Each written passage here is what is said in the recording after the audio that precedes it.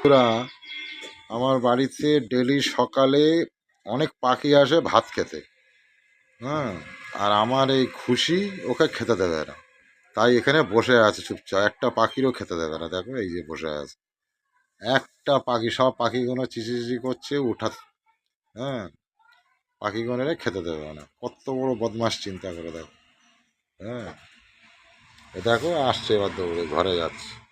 দেখো এখন বাইরের থেকে এসে চেয়ারে বসে আসবে, এখান থেকে বসে পাখি নজর রাখবে, যে গেলেই ঝাঁপাবো তার উপরে। দেখো কত বড় বদমাস চিন্তা করে দেখো। দেখো ওর মা এসে এখন ওকে ধরে রেখেছে পাখিগুলোর খাবারের জন্য।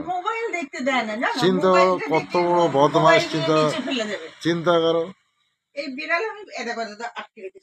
দেখো সবসময় মার কোলে, মানে মা যেখানে রান্না করবে তার সাথে এরকম বসে থাকবে। দেখো ওই দেখো দেখো। নামানো যাবে না, সারাদিন কোলে নিয়ে থাকলে আমি কখন কাজ করব? এই খাবি না, আমি রান্না করব না। ও বাবা দেখো দেখো দেখো পড়ে যাচ্ছিল। খাবি না তুই? তুই খাবি না? আর মার কোল থেকে আবার বাইরে যাচ্ছে। দেখো দেখো দেখো দেখো ঠান্ডার মধ্যেও পাখি তাড়াবে। ওই দেখো বসে রয়েছে তাক করে, যে কখন পাখি আসবে তারপরে ধর। ওই দেখো এর বদমাইশিটা দেখো শুধু। একটা পিঁপড়ে পর্যন্ত ঘরে থাকতে দেয় না।